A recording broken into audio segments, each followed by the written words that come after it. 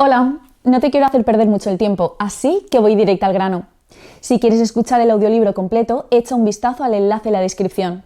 Podrás disfrutar de una prueba totalmente gratuita que te dará acceso a un amplio catálogo de audiolibros. Pero espera, que hay más. Por si todavía tienes dudas, a continuación te dejo con un pequeño fragmento del audiolibro. Disfrútalo. Presentan influencia de autores suscritos a ambas tendencias.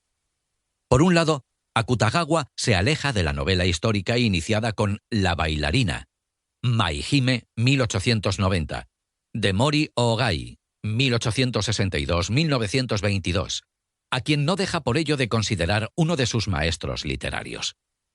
De Ogai le interesarán especialmente obras de 1915 como El intendente Sanshō, Sanshō Dayu o Yu Xuanji, Yoyenki, en las que la narración de la leyenda histórica cede en favor de un relato más libre e imaginativo cercano a lo onírico. El propio Ogai identificará un antes y un después en el estilo de sus obras, en su artículo La historia tal cual y el distanciamiento de la historia, Rekishi Sonomama to Rekishi Banare. En él definirá los relatos de esta segunda etapa como historias semejantes a un sueño, Yume no Yona Monogatari.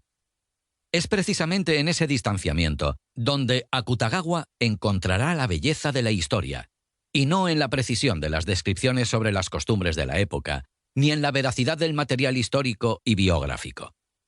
Para Akutagawa, la historia no supondrá más que un escenario, un juego de tramoyas cuyo mecanismo utiliza con el fin de expresar su propia subjetividad. Los pensamientos y los sentimientos del autor encarnados en los distintos personajes en escena, que en más de una ocasión se nos presentan como meros títeres regidos por una idea o por un tema concreto, a pesar de su aparente evolución psicológica puramente alegórica. El egoísmo, la vanidad, la ambición, la insatisfacción, la envidia. A Akutagawa, en definitiva, le interesa el humanismo abstracto, en especial en su vertiente decadente, más cercano al escepticismo de Baudelaire que al sereno desencanto de Anatole France, como él mismo insinuaba. Frente a la construcción apolínea de los relatos de Ogai, fundamentados en la honestidad del intelecto, Akutagawa proyecta sombras dionisíacas a través de un artificio en el que prima el impulso fisiológico sobre lo racional. Sus personajes se comportan en ocasiones como animales, la sombra de un mono, el tambaleo de un sapo, reaccionando y adaptándose instintivamente a un entorno arisco y variable para sobrevivir al desmoronamiento de su destino. Y de fondo, entre bambalinas, la historia como paisaje prestado. Así bautizaría Kikuchi-kan, 1888-1948, practicante a su vez de lo que se ha dado en llamar novela temática, Teema Shōsetsu, el estilo de su amigo Akutagawa, novela de paisaje prestado, Shakei Shōsetsu, un término derivado de la jardinería, que se refiere a un paisaje ya existente, principalmente un castillo, que se aprovecha como fondo para la construcción de un jardín. Si Akutagawa utiliza este recurso, es también porque aborrece las descripciones minuciosas de la vida cotidiana contemporánea, propias del naturalismo en boga, cuya ideología se remonta al materialismo mecanicista, al cientifismo y al biologismo del siglo XIX.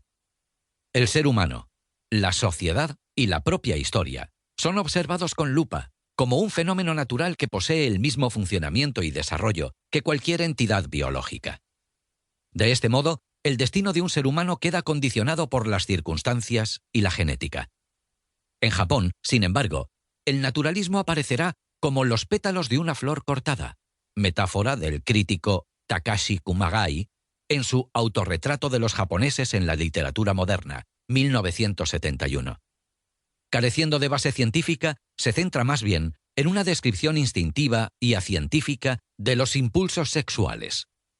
Los escritores japoneses, prestando atención a la descripción de las desgracias diarias y a la fisiología de sus personajes, predestinados, eso sí, por el entorno y la herencia familiar, terminan de ese modo topándose con el hombre premoderno, el hombre previo a ese sujeto que trataba de describir el naturalismo originario. En consecuencia, el intento por demostrar